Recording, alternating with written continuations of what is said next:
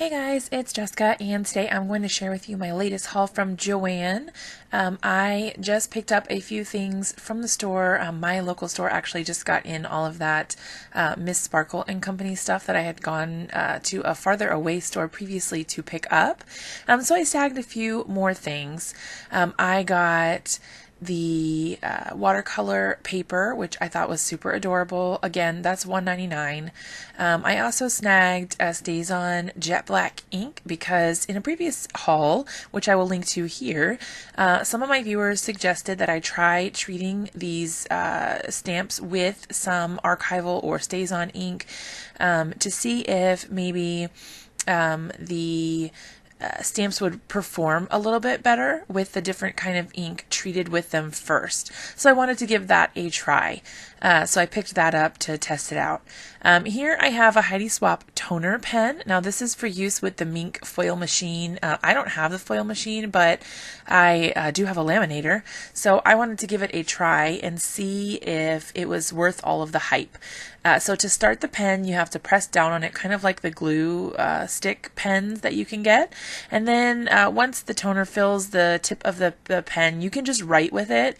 And theoretically, that should foil with the laminator or your foil or your Mink machine. So I was trying to test it out and see if maybe it would work. Maybe I could go over stamped images with it and get some foiling done that way. Just trying to figure out some creative ways to make use of some supplies that I don't get to use very often. So there is another Mink product. It is a paint or paste that you can also use the same way with the foil. You would use it with a stencil, scrape it on, and then you would put it through the laminator or the foil machine and hopefully get those same results. And these are the three foils that I picked up. So I have a gold, a silver, and then this one, which is like a teal and silver ombre sort of look.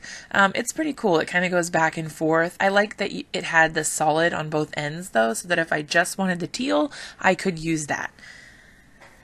So here, as I mentioned before, I wanted to test out and see if my stamps would work a little bit better if I treated them with some ink first. So here's what I normally use, the Memento Tuxedo Black ink. And there is my StazOn that I purchased in my haul. This stamp chamois I just bought in a haul from scrapbook.com, which I will link to here if you're interested in seeing that. But it works really well and I'm super happy with it. So the thing about these stamps is they don't seem to stamp very well. You can tell they're, in my first stamped image, it's super splotchy and the ink kind of just beads up on the stamp. You don't get a great stamped image. I did try sanding one of my stamps with like a super fine grit sandpaper. It was, I want to say, 400 grit sandpaper, and I just did a couple scuffs to see if that would help, and it did. So if you're in the market for doing something like that, you can definitely try it. If you'd rather do an ink, this seemed to work fairly well. I'm not getting a perfect image, but I am getting much better results than I did before. And actually by the end, my stamped image was pretty good. I was pretty satisfied with it. Now that ink that I just used was a Hero Arts shadow ink, and it doesn't look as good as it's going to look when you first stamp it, so don't mind that. When you look at it there, it looks splotchy and like I didn't get a very good stamped image, but once it dries, it actually fills in and kind of absorbs into the paper and it looks much better. And then you can see here I used the VersaFine Onyx Black ink also, and I got a really good stamped image, aside from one spot there that wasn't quite transferred all the way. So here I am testing out some of my foil. I just went ahead and took it out of the package for the first time. You can see that the foil is extremely thin and fragile. So do be careful when you take it out of the packaging so that you don't rip it or crinkle it, so that you don't ruin your results. I put it into my paper trimmer just to see if it could withstand it. I would suggest if you put it in a paper trimmer like this, use a very light hand. Don't try to go super hard and fast. I would move slow so that you don't rip and snag the foil. So I just cut it to the size that would fit for my little thanks that I wrote out. I want to use the smallest amount of foil possible so I don't waste it. It's kind of expensive in my opinion. So the less I have to use, the better. So there my toner pen has dried, and I can go ahead and apply my foil and put it through my laminator. So what I do is I put that foil right down on top, kind of smooth it out just so I make sure I don't have any lumps or bumps, and those are just 2 pieces of cardstock. I had never tried this before, so I was a little nervous about it. I think you can use just typing paper also. It might actually work better if you do it that way, but I'm not 100% sure, so don't quote me on it. So here I've got my laminator set at the lowest heat setting, which is for 3 mil pouches, and I'm just running my paper through the laminator.